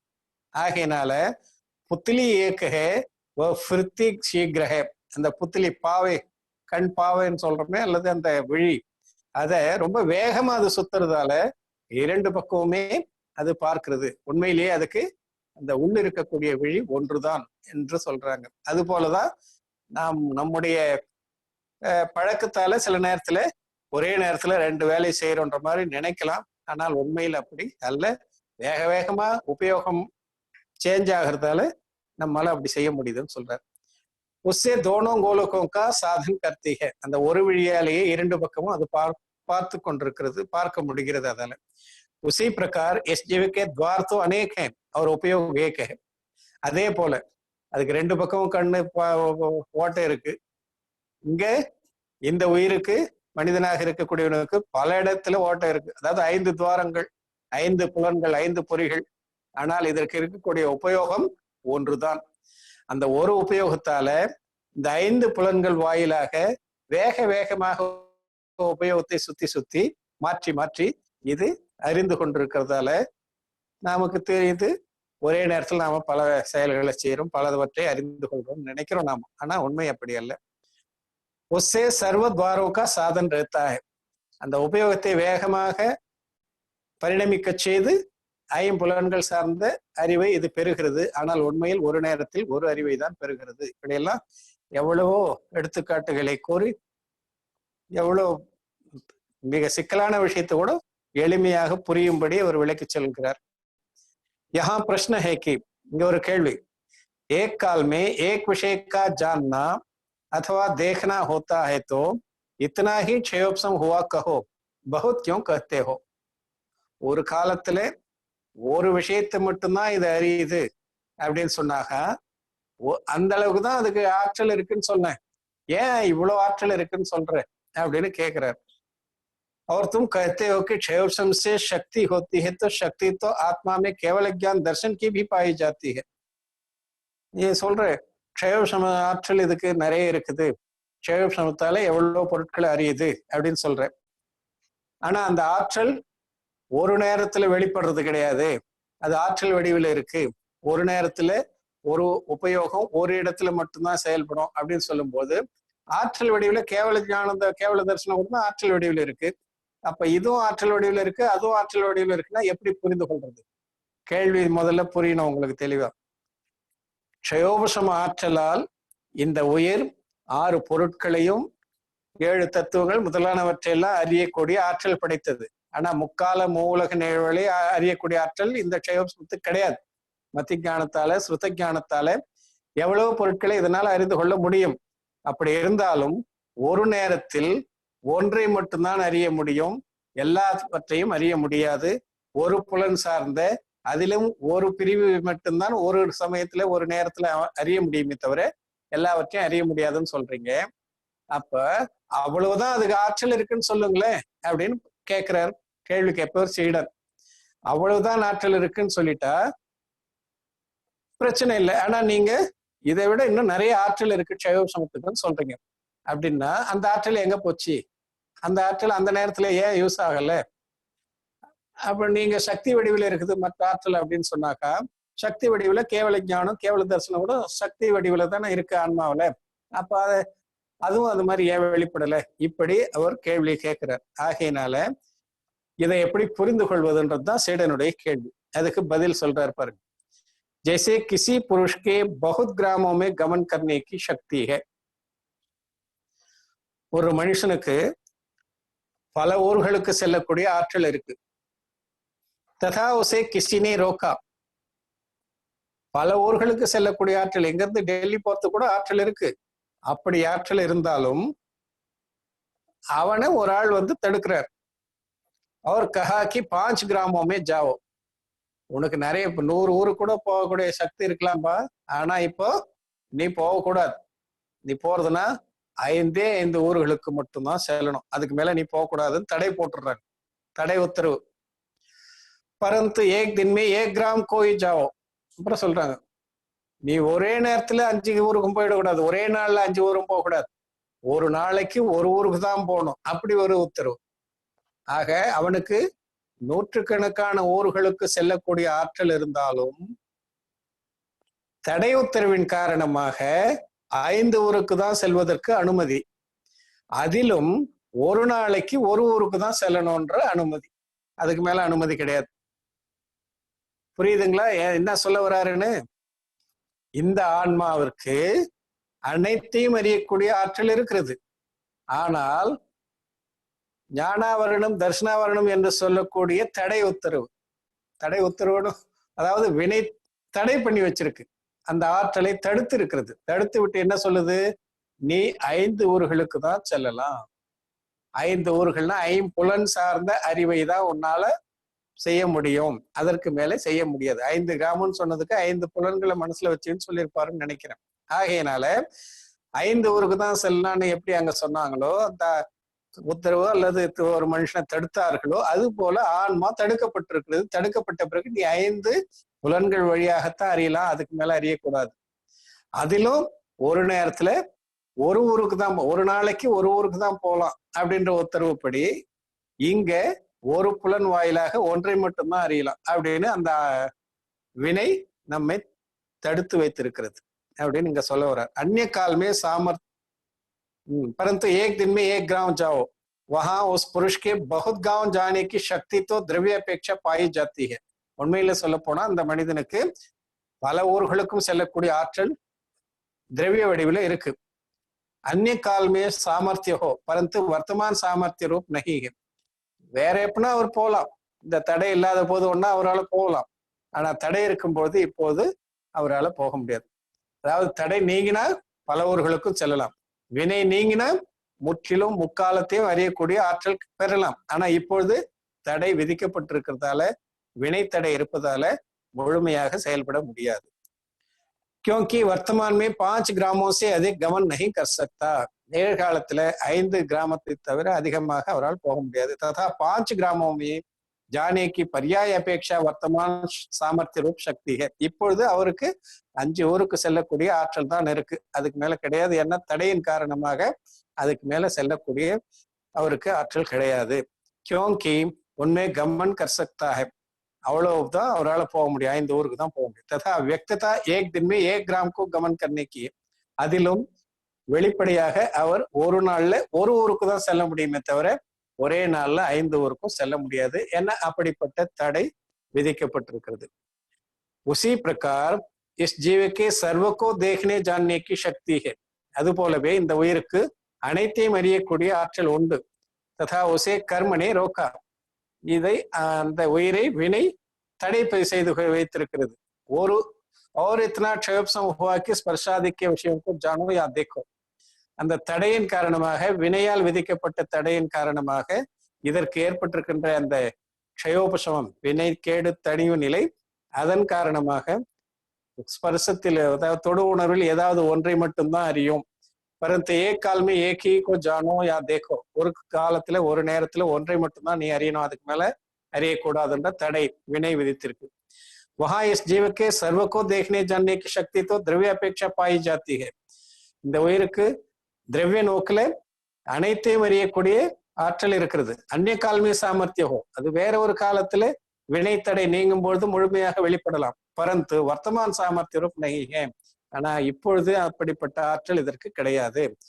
क्योंकि अपने योग्य विषयों से अधिक विषयों को देख जान नहीं सकता. ஏன்னா இப்போ தடை, வினை தடையின் காரணமாக எவ்வளவு அதனால் அறிய முடியுமோ அவ்வளவுதான் அறிய முடியுமே தவிர அதற்கு மேல அறிய முடியாது, பார்க்கவும் முடியாது. तथा अपने योग्य विषयों को देखने जानने की पर्याय अपेक्षा वर्तमान सामर्थ्य रूप शक्ति है. ஆகையினால இந்த வினைத்தடையின் காரணமாக எந்த அளவுக்கு பொருட்களை பார்க்கவும் அறியவும் முடியுமோ அந்த அளவுக்கு பர்யாய நோக்கில் நிகழ்காலத்தில் இந்த உயிருக்கு ஆற்றல் ஏற்பட்டிருக்கிறது. क्योंकि उन्हें देख जान सकता तथा व्यक्तता एक काल में एक ही को देखने या जानने की पाई जाती है. ஆக எந்த அளவுக்கு இது இந்த தடையின் காரணமாக எந்த அளவு பொருளை அறிய முடியுமோ அந்த அளவு சக்தி இருந்தாலும், தடை ஒரு நேரத்துல ஒரு பொருளையே தான் அறியணும் அப்படின்னு இருக்கிறதால அதற்கேற்ப ஒரு நேரத்துல ஒரு பொருளை மட்டும்தான் பார்க்கவோ அறியவோ முடியும் அப்படின்னு சொல்லி இந்த உதாரணத்தை ரொம்ப அழகா இங்க விளக்குறார் உதாரணம் வாயிலாக. யஹா ஃபிர் பிரச்சனை, இங்க மீண்டும் ஒரு கேள்வி. நமக்கு இன்னும் முழுசா எல்லாம் புரிஞ்சுவிட்ட மாதிரி தான் தெரியுது. நமக்கு புரிந்து இருந்தாலும் இந்த கேள்வி, இன்னொரு கேள்வி கேட்கிறார். கேட்கும் பொழுது தான் நமக்கு தெரியும், ஆமா இப்படி கூட கேட்கலாம் போல தெரியுதே அப்படின்னு. அது என்ன கேள்வின்னு பாருங்க. ஐசாத்தோ ஜானா, சரி நீங்க சொல்றது நான் புரிஞ்சுக்கிட்டேன். ஒரு நேரத்துல இந்த தடையின் காரணமாக இதனால ஒன்றை மட்டும்தான் அறிய முடியுது அப்படின்றது புரியுது. परंतु क्षयोपम तो पाया जाता है और बाह्य इंद्रियादि का अन्यथा निमित्त होने पर देखना जानना नहीं होता या थोड़ा होता है या अन्यथा होता है. सो ऐसा होने पर कर्म ही का निमित्त तो नहीं रहा. வினையுடைய கேடு தணிவின் காரணமாக, க்ஷயோபசமத்தின் காரணமாக இந்த ஆன்மாவுக்கு இருக்கக்கூடிய அறியும் தன்மை, அறியும் ஆற்றல் எந்த அளவுக்கு இருக்கிறதோ அந்த அளவுக்கு பொருட்களை இது எப்பொழுதும் அறிந்து கொண்டிருக்கணும் இல்ல. ஒரு நேரத்துல ஒரு பொருளை அறியுது, அந்த ஒரு பொருளுடைய ஒரு கூற்றை அறியுது, ஒரு புலன் சார்ந்த அறிவை பெறுகிறதுனே கூட வச்சுக்கலாம். ஆனா அதே போல ஒவ்வொரு நேரத்திலும் ஒவ்வொரு புலனினுடைய ஒவ்வொரு உட்பிரிவை சார்ந்த அறிவை இது எப்போதும் பெற்றுக் கொண்டிருக்கிறதா என்றால் இல்லை. ஏன் இல்லை? ஏன்னா பாஹ்ய இந்திரியாதிக்க அந்நிதா நிமித்த ஹோனே பர், புறத்தில் இருக்கக்கூடிய நிமித்தங்கள் வேறு விதமாக இருந்தால் தேக்னா ஜான்னா நஹி ஹோத்தா. இப்ப நாம பார்க்கிறோம், நமக்கு பார்க்கக்கூடிய ஆற்றல் இருக்கு, நாம படிச்சுக்கிட்டே இருக்கிறோம், நமக்கு ஆற்றல் இருக்கு, படிக்கக்கூடிய ஆற்றல் இருக்கு. திடீர்னு கரண்ட் போயிடுச்சு, இருட்டாயிடுச்சு, படிக்க முடியல. ஏன் முடியல? நமக்கு ஆற்றல் இருக்குல்ல, படிக்க வேண்டியது தானே. புறப்பொருள் நிமித்தத்தால ஏன் இது தடைப்படுது அப்படின்றதுதான் இப்ப இவருடைய கேள்வி. ஆக க்ஷயோபசமம் இருக்கும் பொழுது, அறியக்கூடிய ஆற்றல் இருக்கும் பொழுது எந்த அளவு அறிய முடியுமோ அந்த அளவு அறிவு இருந்துகிட்டு தானே இருக்கணும். ஏன் தடைப்பட்டு போச்சு? இருட்டானதால ஏன் படிக்க முடியாம போச்சு? அந்நியதா ஒத்தாய், அல்லது சில நேரத்துல என்ன ஆகுது, நாம படிச்சுட்டே இருக்கிறோம், கண்ணுல ஏதாவது கோளாறு வந்துடுது. அந்த மாதிரி கோளாறு வந்துட்டா நமக்கு பார்வை தெரியல, சரியா தெரியல, ரெண்டா தெரியுது. சில நேரம் ஒரே பொருள் ரெண்டா தெரியுது. அப்படிலாம் ஏற்படுறது உண்டு தானே. அது போல கண்ணாடியில முன்னையே சொன்னோம், ஏதாவது கலர் கண்ணாடியா இருந்தா கலரா தெரியுது. ஆக வெள்ளையாகிற பொருள் கூட கலரா தெரியுது. இப்படி எல்லாம் ஏற்படுது. க்ஷயோபசம் இருக்குது இல்ல, ஆன்மாவுக்கு க்ஷயோபசம் இருக்கு, அறிவாற்றல் இருக்குன்ற போது அது ஒரே மாதிரிதான் அறியணும். இந்த மாதிரி எல்லாம் அறிவதற்கு காரணம் என்ன அப்படின்னு கேட்கிறான். சோ ऐसा होने पर कर्म ही का निमित्त तो नहीं रहा. அப்படி இருக்கும்போது வினை மட்டுமே காரணம்னு எப்படி சொல்லலாம்? ஆக வினை க்ஷயோபசமத்தை அடைந்திருக்கிறது. க்ஷயோபசமா அடைந்த பிறகு அதற்கேற்ற அறிவும் வெளிப்பட்டிருக்கிறது. அப்படி வெளிப்பட்டு இருக்கும் பொழுது இந்த புறப்பொருட்கள் காரணமாக இது அறிய முடியாமல் போகுது அப்படின்னு சொன்னாக்கா, அப்ப புறப்பொருட்களும் காரணமாக தானே அமையுது. க்ஷயோபசமம் வினை மட்டும் காரணம் இல்லையே அப்படின்னு கேட்கிறான். ஆக வினை மட்டுமே காரணம் என்றால் புறப்பொருட்கள் எப்படி இருந்தாலும் எந்த நிலையில் இருந்தாலும் இந்த அறிவு சரியாகத்தான் அறிய வேண்டும்.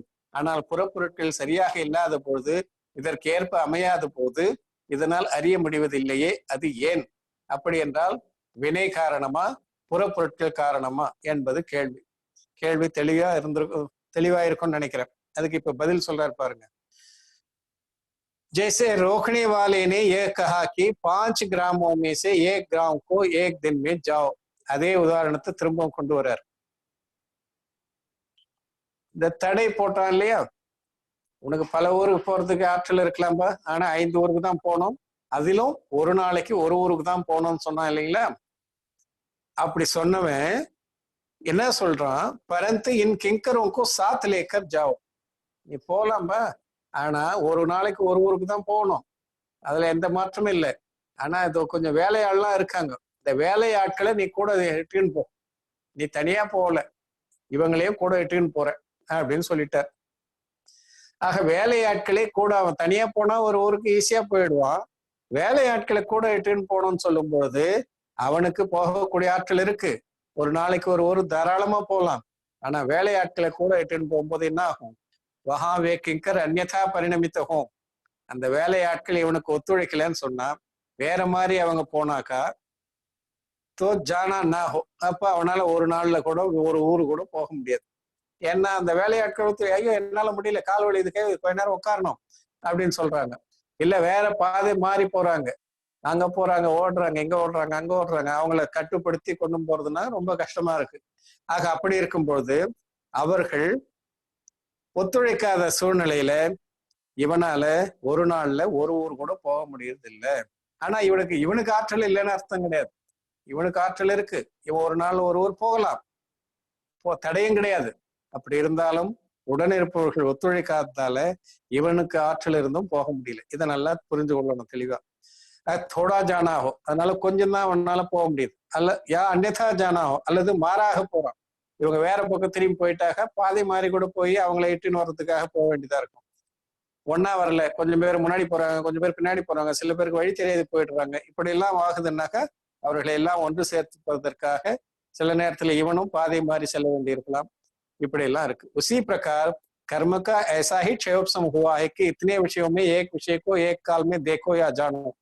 வினை கேடு தணிவு நிலை, அது என்ன சொல்லுது, ஒரு நேரத்துல ஒரு விஷயம், ஒரு புலன் சார்ந்த ஒரு அறிவை மட்டும் உனக்கு ஏற்படும், அதுல ஒண்ணும் எந்தவித மாற்றமும் கிடையாது. ஆனால் परंतु इतने बाह्य द्रव्यों का निमित्त होने पर देखो जानो, இந்த அறிவு கூட புறப்பொருட்கள் உனக்கு ஒத்துழைத்தால் தான் உன்னால பார்க்க முடியும்னு சொல்லிடுச்சு. ஆற்றல் இருக்கு, ஆனா புறப்பொருட்களுடைய நிமித்தம் அமையும் போது மட்டும்தான் உன்னால் அறிய முடியுமே தவிர, புறப்பொருட்கள் நிமித்தம் அமையவில்லை என்றால் உன்னால் சரியான நிமித்தம் இல்லைன்னாக்கா உன்னால் அறிய முடியாது. அதே மாதிரி அந்த ஆட்கள் மாதிரிதான், வஹாவே பாஹ்ய திரவிய அந்யதா பரிணமித்தகும். அப்போ புறப்பொருட்கள் நிமித்தம் நமக்கு சரியாக அமையவில்லை என்றால், வேறு விதமாக அது பரிணமிக்கிறது என்றால் தேக்னா ஜான்னா நாகும், உன்னால பார்க்க முடியும்பா, குடத்தை பார்க்கலாம், வாழை பார்க்கலாம், மனுஷனை பார்க்கலாம், எல்லா பொருட்களையும் பார்க்கலாம், கண்ணால நல்லா பார்க்க முடியும். ஆனால் வெளிச்சம் இருந்தா தான் பார்க்க முடியும், இருட்டு இருந்தா பார்க்க முடியாதுன்னு சொல்லுது.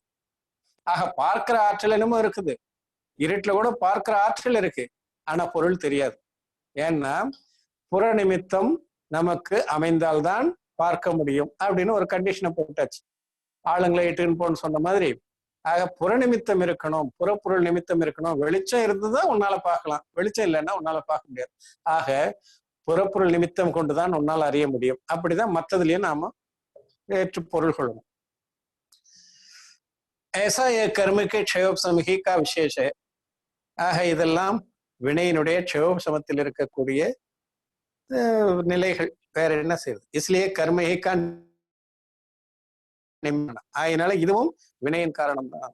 ஆக நாம நல்லா படிச்சுட்டு இருக்கோம், பண்ணிட்டு இருக்கோம், நம்ம வீட்டுல கரண்ட் போச்சு, பக்கத்து வீட்டுல கரண்ட் இருக்கு. அப்ப அதுக்கு என்ன காரணம்? நமக்கு நம்முடைய வினை பயன். அப்படி நாம படிக்கும் போது கரண்ட் போயிடுச்சு, இருட்டாயிடுச்சு, படிக்க முடியல. ஆனா பக்கத்து வீட்டுல இருக்குது, அவங்களுக்கு அப்படிப்பட்ட நல்வினை பயனா இருக்கலாம். ஆக இப்படிதான். ஆக இதுவும் வினையினுடைய காரணத்தால் வரக்கூடியதுதான்.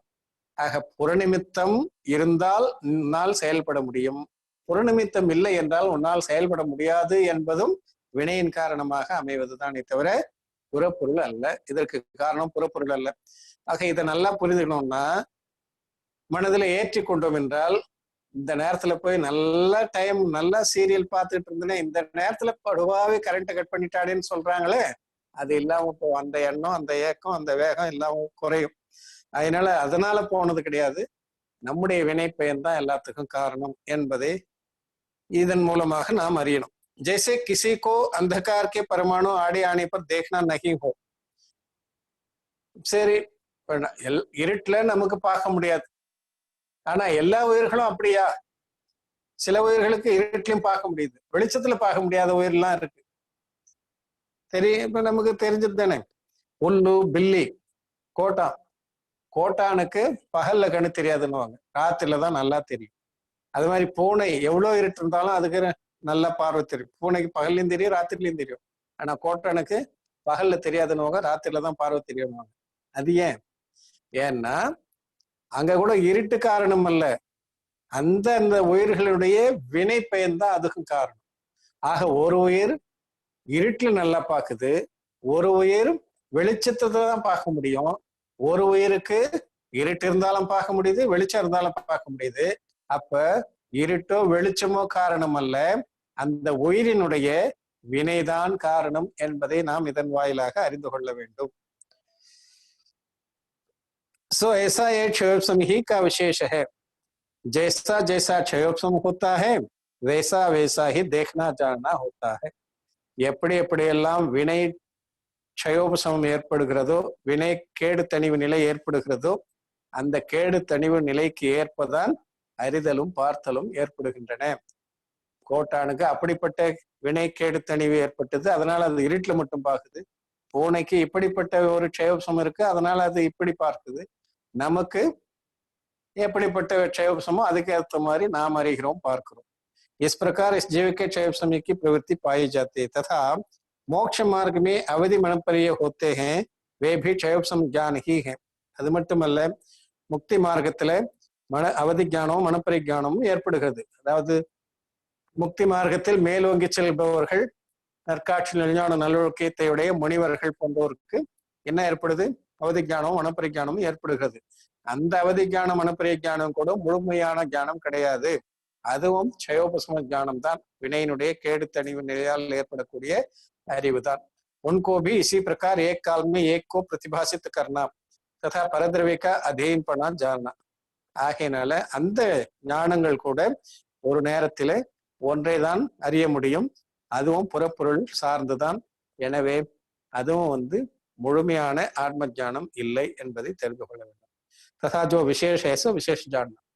ஆக அதில் எந்த அளவுக்கு மதி ஞானம் சுருத ஞானத்தை விட மனப்பரிஞானம் அவதி ஞானம் கொஞ்சம் சற்று அதிகமான அறிவாற்றல் இருக்கிறது என்பதை இங்க நான் மறுக்கல. இருந்தாலும் அப்படிப்பட்ட அதிக அறிவாற்றல் இருந்தாலும் அவையும் வினைக்கு கட்டுப்பட்டு வினைக்கு ஏற்ப செயல்படக்கூடிய புறம் சார்ந்த அறிவுதான் என்பதை தெரிந்து கொள்ள வேண்டும்.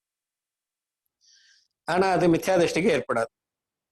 इस प्रकार ज्ञानावरण दर्शनावरण के उदय के निमित्त से बहुत ज्ञान दर्शन के अंशों का तो अभाव है.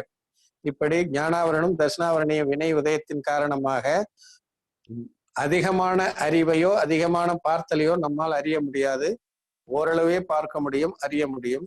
उनके क्षयोपम से थोड़े अंशों का सद्भाव पाया जाता है.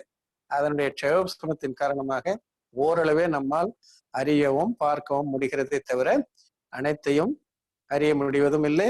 ஓரளவு அறியக்கூடிய பொருட்களில் கூட ஒரே நேரத்தில் ஒரு சேர அனைத்தையும் அறிய முடிவதில்லை என்பதையெல்லாம் இப்பொழுது மிக விளக்கமாக பார்த்தோம். அடுத்து மோகனிய வினை. இந்த மோகனிய வினை உதயத்தால் ஏற்படக்கூடிய நிலை என்ன என்பதை இப்ப பார்க்கலாம். इस जीव को मोह के उदय से मिथ्यात्व और कषाय भाव होते हैं. இந்த உயிருக்கு மோகனிய வினை உதயத்தால மித்யாத்துவம் கஷாய உணர்வும் ஏற்படுகின்றன. தர்ஷன மோகரூப் ஜீவக்கி அவஸ்தா. அதுல இந்த தர்சன மோகனிய வினை, இந்த தர்சன மோகனிய வினையின் காரணமாகத்தான் நமக்கு நற்காட்சி ஏற்படாமல் தீக்காட்சி ஏற்பட்டு கொண்டிருக்கிறது. ஆகையினால அததான் மித்யாத்துவம் சொல்றோம். ஆக மித்யாத்துவத்திற்கு காரணமாக இருப்பது இந்த தரிசன மோகனிய வினை. இந்த தரிசன மோகனிய வினை அழிவால நமக்கு சம்யக்தம் ஏற்படும். இந்த தரிசன மோகனிய வினை உதயத்தில் இருப்பதால் இந்த உயிர் எப்படி எல்லாம் செயல்படுகிறது என்பதை இப்ப பார்க்கலாம். वहां दर्शन मोह के उदय से तो मिथ्यात्व भाव होता है. दर्शन मोहनीय विनय उदयத்தால இதற்கு மித்யாத்துவம் ஏற்படுகிறது. उससे ये जीव अन्यथा प्रतीति रूप अतत्व सिद्धांत करता है. அந்த மித்யாத்துவ உணர்வின் காரணமாக இந்த உயிர் மாறாக செயல்படுகிறது. எந்த தத்துவத்தை எப்படி புரிந்து கொள்ள வேண்டுமோ அந்த தத்துவத்தை அப்படி புரிந்து கொள்ளாமல் தத்துவத்திற்கு மாறாக புறம்பாக உணர்கிறது, நம்புகிறது. जैसा है वैसा तो नहीं मानता और जैसा नहीं है वैसा मानता है. எப்படி இருக்கிறதோ அப்படியே அறிவதோ நம்புவதோ கிடையாது. எப்படி இல்லையோ அப்படி நம்புகிறது. அறியறதில்லை, நம்புறதுதான் மெயினா. ஆக எப்படி பொருள் இருக்கிறதோ அப்படி நம்பாமல் அப்படி உணராமல் மாறாக நம்புதல், அதற்கு பேர் தான் என்னது? மித்யாத்துவம். அப்படிப்பட்ட மித்யாத்துவத்தை விளைவிப்பதுதான் தர்சன மோகனிய வினை உதயத்தின் வேலை. अमूर्तिक प्रदेशों का पुंज प्रसिद्ध ज्ञानादि गुणों का धारी अनादि निधन वस्तु आप है. நீ எப்படிப்பட்டவன் என்றால், நீ என்றால் இங்க உயிர், நான் எப்படிப்பட்டவன் என்றால் அமூர்த்திக் பிரதேசம் கா புஞ்ச், உருவமற்ற பிரதேசங்களுடைய தொகுப்பு. ஆன்மாவிலே அசங்கியாத பிரதேசம் உண்டு. இந்த அசங்கியாத பிரதேசங்களும் உருவமற்றவை. ஆன்மா உருவமற்றது. அப்படிப்பட்ட அசங்கியாத பிரதேசங்களை உடையது ஆன்மா.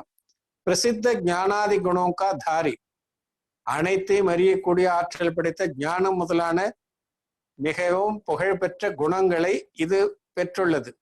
அனாதி நிதன் வஸ்து, அனாதி காலமாக இருந்து கொண்டிருக்கிறது. அனந்த காலம் வரை இந்த உயிர் இப்படியே தான் இருக்கும். இந்த உயிர் அழியாது. அப்படிப்பட்ட அழியா நிலை பெற்ற ஞானம் முதலான புகழ்பெற்ற குணங்களோடு கூடிய அந்த ஞானம்தான் அறிவை மூலகுக்கும் அதிபதியாக ஆக்குகிறது. ஞானம் இல்லாத உயிர் ஜட உயிர், ஜடத்தன்மை கொண்ட பொருட்கள் எந்த விதத்திலும் சிறந்தவையாக கருத முடியாது. ஆக உயிருக்கு எவ்வளவு சிறப்பு வருகிறது என்றால் அது ஞானம் முதலான உயிர் குணங்கள் காரணமாகத்தான். எனவே அப்படிப்பட்ட என்றும் அழியாத ஞானம் முதலான தலை சிறந்த குணங்களை உடைய உருவமற்ற பொருள் நீ. और मूर्तिक पुद्गल द्रव्यों का पिंड प्रसिद्ध ज्ञानादिकों से रहित जिनका नवीन संयोग हुआ है ऐसे शरीर आदि पुद्गल पर है. அறிவே இல்லாத ஜடத்தன்மை வாய்ந்த உணர்வில்லாத அப்படிப்பட்ட புத்கல அணுக்கள், அந்த புத்கல அணுக்கள் ஒன்று சேர்ந்து அதோடு ஓர் உடல் அமைப்பு ஏற்பட்டு அந்த உடல் முதலான தொடர்பு உன்னோடு இருக்கிறது. அது சார்ந்த சம்பந்தம், அந்த உடல் சார்ந்த தொடர்பு சம்பந்தம் உன்னோடு இருக்கிறது, இந்த ஆன்மாவோடு இருக்கிறது. இருந்தாலும் அவை உணர்வற்றவை, அறிவு முதலான குணங்கள் இல்லாதவை, ஜடம். அப்படிப்பட்ட பொருள் அது புறப்பொருள். ரெண்டுத்துக்கும் மலைக்கும் மடுவுக்கு இருக்கக்கூடிய வேறுபாடு. அது உருவப்பொருள், இது உருவமற்றது. எல்லாம் எதிர்மாறான தன்மைகளுடையவை. ஆக இது ஞானத்தை உடையது, அறிவை பெற்றிருக்கிறது, அது அறிவில்லாத உணர்வில்லாத ஜடம். இப்படி இரண்டுக்கும் மாறான தன்மைகள் இருக்கின்றன. மாறான தன்மைகளுடைய இந்த இரண்டு பொருட்களையும் இந்த மித்யாத்துவத்தின் காரணமாக, தர்சன மோக வினையுதயத்தின் காரணமாக ஒன்றாக கருதுகிறது இந்த உயிர். அதான் இங்க சொல்ல வர்றார். ஆக ऐसे शरीरादिक पुद्गल पर हैं, इनके संयोग रूप नाना प्रकार की मनुष्य तिर्यंचादिक पर्याय होती है. இந்த இரண்டும் சேருவதால் ஆக ஜட வினை அல்லது ஜட வினையால் உருவாக்கப்பட்ட உடல் முதலானவையும் அறிவு சார்ந்த உணர்வு சார்ந்த அப்படிப்பட்ட அதிசய குணங்களை உடைய உயிர், இந்த இரண்டினுடைய சேர்க்கையாலும் என்னென்ன ஏற்படுகிறது? பல்வேறு விதமான மனித, திரியஞ்ச, நரக, தேவர் முதலான பரியாயங்கள் தோன்றுகின்றன. உன் பரியாயமே அகம்புத்தி தாரன் கர்த்தாக. அப்படி இரண்டும் சேர்ந்த நிலையில் இருக்கக்கூடிய அந்த பரியாயத்தை நான் என்று கருதுகிறது. மனிதன் தான் நான். மனிதனா இருக்கும்போது மனுஷன் தான் நானுன்னு நினைக்குது. அதுவே புழுவானா புழுன்னு நான் நினைக்குது. அந்த புழு கூட இதை விட்டு விலகணும்னு நினைக்கிறது இல்லை. அதுக்கெல்லாம் கதை எத்தனையோ இருக்கு. நாம இப்ப அதுக்கெல்லாம் கதையை சொல்ல போனோம்னாக்கா போஷன் முடியாது. ஆகையினால இப்படி எந்த உடலில் இந்த உயிர் இருக்கிறதோ அந்த உடலையே தனதாக கருதுகிறது. ஸ்வப்ரகா பேத் நஹி கர் சக்தா. உயிர் வேறு, புத்கலம் வேறு, உடல் வேறு என்ற பகுத்தறிவு இதுக்கு ஏற்படுவதில்லை. ஜோ பரியாய பிராப்த கரே உசிஹி கோ ஆப் ரூப் மான்தா ஹை. எந்த பரியாயம் இதற்கு கிடைத்திருக்கிறதோ, எந்த நிலையில் இது வாழ்ந்து கொண்டிருக்கிறதோ அந்த நிலையையே தனதாக தானாக கருதி கொண்டிருக்கிறது. அதற்கு காரணம் இந்த தரிசன மோகனிய வினை உதயம். ததா உஸ் பரியாயமே ஞானாதிக் ஹே தோ வோ அப்னே குண ஹே. அந்த பரியாய நிலையிலும் அறிவு முதலானவே இந்த க்ஷய ஞானம்லாம் இருக்குது, அது தனது என்று கருதுகிறது. और रागादिक है वे अपने को कर्म निमित्त से औपाधिक भाव हुए हैं, तथा वर्णादिक है वे शरीरादिक पुद्गल के गुण हैं, और शरीरादिक में वर्णादिकों का तथा परमाणुओं का नाना प्रकार पलटन होता है, वह पुद्गल की अवस्था है. सो इन सब ही को अपना स्वरूप जानता है, स्वभाव प्रभाव विवेक नहीं हो सकता. இது என்ன பண்ணுது? இப்ப எந்த அளவுக்கு எனக்கு அறிவாற்றல் இருக்கிறதோ, இந்த க்ஷய ஞானம் இப்படிப்பட்ட ஞானத்தை, வினை சார்ந்த அறிவு, தரிசனம் இவற்றையும் தனதாக கருதுகிறது. அதே நேரத்தில் இந்த ஆன்மாவில் தோறுகின்ற விகார உணர்வுகள், கோவப்படுறது, தாவப்படுறது, மானம், மாயா, லோபம், இப்படிப்பட்ட கஷாயங்கள் கர்ம நிமித்தத்தால் ஏற்படக்கூடியவை இவை, அதையும் தனதாகவே கருதுகிறது.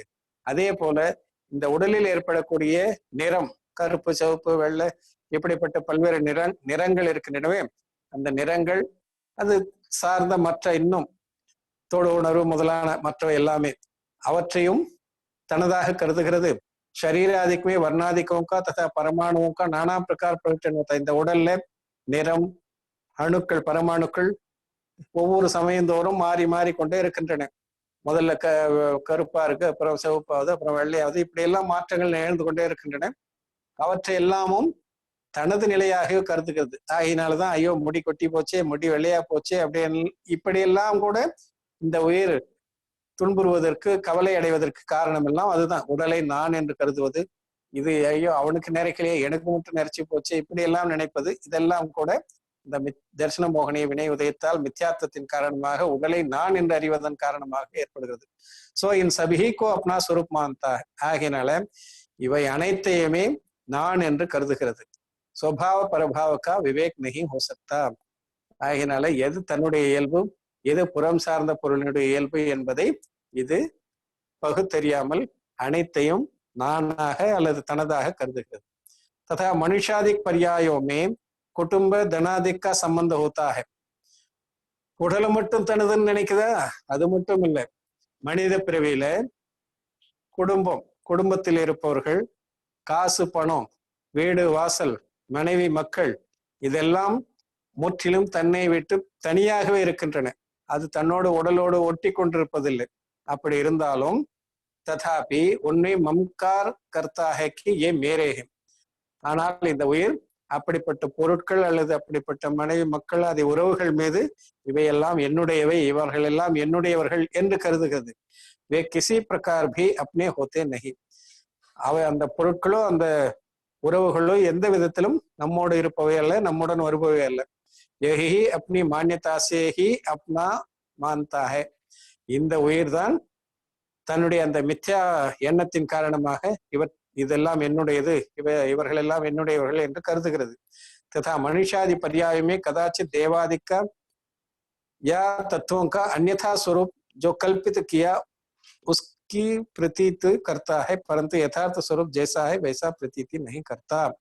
அதே போல மனித பிறவிலே தேவ ஐயோ நீ தேவதை மாதிரி எனக்கு அந்த மாதிரி எல்லாம், அல்லது மனிதனுக்கு தெய்வம் வந்துடுது அப்படின்லாம் சொல்லி எப்படிலாம் பல்வேறு விதமாக மாற்றி மாற்றி நம்பிக்கையை உருவாக்கி கொள்வது, தத்துவத்தை சரியாக நம்பாமல் வேறு விதமாக நம்புவது, ஆக தேவர்களை வேறு விதமாக தன்மையுடையவர்களாக நம்புவது, இப்படியெல்லாம் அந்தந்த தன்மையை உணராமல் வெவ்வேறு விதமான தன்மைகளை உடையவராக நம்புதல், கற்பனை செய்தல், இதெல்லாம் நித்தியாத்துவத்தின் காரணமாக ஏற்படக்கூடிய உணர்வாகும். ஆக உண்மையான தன்மை எது, அதை உணராமல் ஒவ்வொன்றையும் மாற்றி மாற்றி உணர்கிறது. इस प्रकार दर्शन मोह के उदय से जीव को अतत्व श्रद्धान रूप मिथ्यात्व भाव होता है. ஆகையினால தர்சன மோகனிய உதயத்தின் காரணமாக இந்த உயிருக்கு தத்துவ நம்பிக்கை ஏற்படாமல் தத்துவம் அல்லாத நம்பிக்கை, மித்யா நம்பிக்கை, அப்படிப்பட்ட விபரீதமான நம்பிக்கை இது கொள்கிறது. जहां तीव्र उदय होता है वहां सत्य श्रद्धान से बहुत विपरीत श्रद्धान होता है. அந்த தர்சன மோகனிய வினை மிக தீவிரமாக இருக்கும் பொழுது இந்த உயிருக்கு மிக தீவிரமான அந்த தவறான நம்பிக்கை ஏற்படுகிறது, உண்மையான நம்பிக்கை ஏற்படுறதில்லை.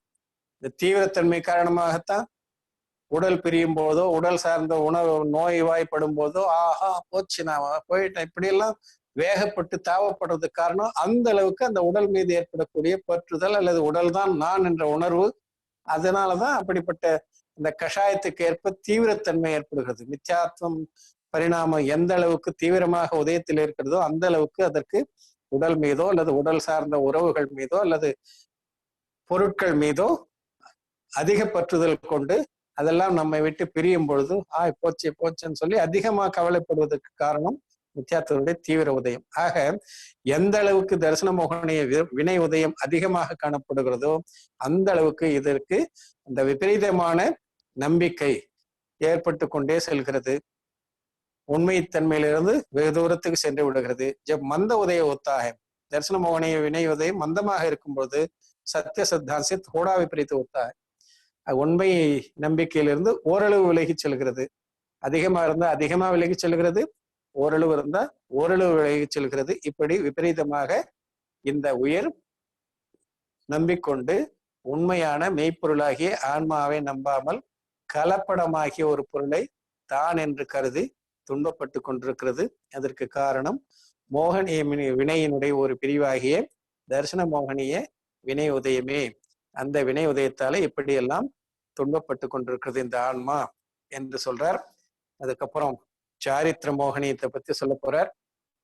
நேரம் ஏறக்குறைய நம்முடைய நேரம் நிறைவு பெறும் நிலையில் இருப்பதால் இந்த சாரித்திர மோகனியம் சார்ந்த கருத்தை நாளை பார்ப்போம் என்று கூறி இதோடு இந்த வகுப்பை நிறைவு செய்கிறோம்.